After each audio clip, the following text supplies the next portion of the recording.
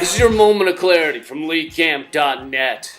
We should have known 2011 would be a bizarre year. On the first day, 5,000 blackbirds fell out of the sky dead. That's always a good sign, right? Turns out it was worse than we thought. Those blackbirds were the Lord's way of warning us about Rebecca Black. And speaking of Rebecca Black, 2011 was a year of finding out we can't control the monsters we create. Muammar Gaddafi, Hosni Mubarak, Charlie Sheen, and the semi-automatic used to shoot Gabby Giffords, all created by us and all ultimately responsible for so much death and destruction. This was also the year that Twitter grew out of its training bra and flashed its new powerful at the world, helping to bring about revolutions across the planet. We saw the Arab Spring, well, some of us saw it, the rest of us were busy retweeting images of Anthony Weiner's junk.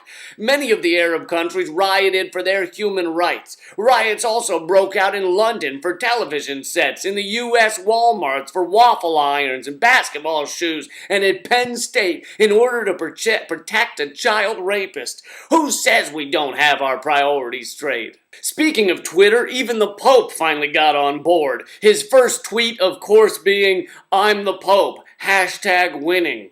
His second tweet was, "I love all my children, #no homo." But the Pope couldn't stop the repeal of Don't Ask, Don't Tell, which ended despite many people still believing that it's okay for the military to allow the occasional neo-Nazis in without hesitation, while forbidding a love preference because it was a no-no in a book written 2,000 years ago, in a time when doing the "I got your nose" trick was considered witchcraft. This past year, the 9/11 Memorial was unveiled, a mere 9 years too late, and the Martin Luther King Jr. Monument was unveiled a mere 40 years too late, proving that even in death, Martin Luther King Jr. had to stand at the back of the line. But more important than Martin Luther King was the fact that Prince William and Kate something got married, or had a baby, or died, or something grand, and Kate apparently wore a large hat at some point. Hooray! Also in the United Kingdom, we saw the News Corp hacking scandal break wide open, during which everyone was aghast to learn that Rupert Murdoch, one of the most successful businessmen in the world, has evidently never spoken to anyone who works for him. Never once. It's the damnedest thing.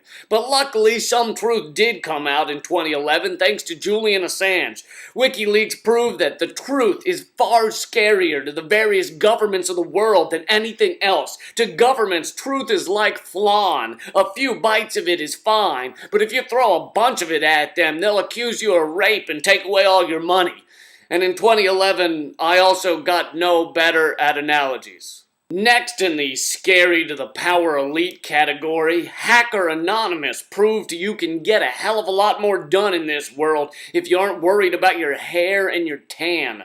Meanwhile, the GOP candidates for president spent the year worrying about their hair and their tans. Also in the year gone by, after what everyone agrees were Hall of Fame terrorism careers, 2 terrorist leaders retired from the game that made them household names. We were sad to see them go. They bid farewell in very different ways, though. One was shot through the head, and the other one put out a best-selling book entitled In My Time. Troy Davis became the latest innocent man to be executed, and death penalty advocates celebrated, proving their resolve to stick with an antiquated, flawed, racist system, rain or shine, right or wrong, moral or immoral, and nothing takes more balls than sticking with a point of view no matter how fully you've been proven wrong. My hat is off to you, death penalty advocates. Bradley Manning and Weiwei both went to jail for truth. Meanwhile, everyone at Goldman Sachs stayed out of jail thanks to lies. 2011 saw the lowest levels of DUI arrests in nearly 20 years, proving Americans are finally getting better at driving while drunk. Floods tore apart Insert Your State Here, and tornadoes battered Insert Your State Here. Meaning 2011 saw the highest number of climate change deniers ever standing on the roofs of their houses, praying a helicopter will rescue them. Despite all of this, 2011 still left on a positive and powerful note. Occupy Wall Street occupied not just the streets, but the minds of millions. Finally, people are standing up against the corporate raping and pillaging of our world. The grotesquely rich and the obscenely powerful can only jail truth and barricade liberty for so long. The Mayans tell us the world ends at the end of 2012. Why? Because another world is possible. So everybody hold on to your seats, because on the big roller coaster, 2011 was the uphill clink, clink, clink, clink, clink, clink part. That's been your Moment of Clarity from LeeCamp.net. If you get a chance, check out the Moment of Clarity podcast. I've had guests like Janine Garofalo, John Oliver from The Daily Show, Greg Palast, and Chris Hedges. Check it out on iTunes or at LeeCamp.net. Thanks. You believe, I believe this right now, right here. Not about us dying in a million years. Stop allowing them to build up your fears. I don't know about y'all. And what you believe, I believe this right now.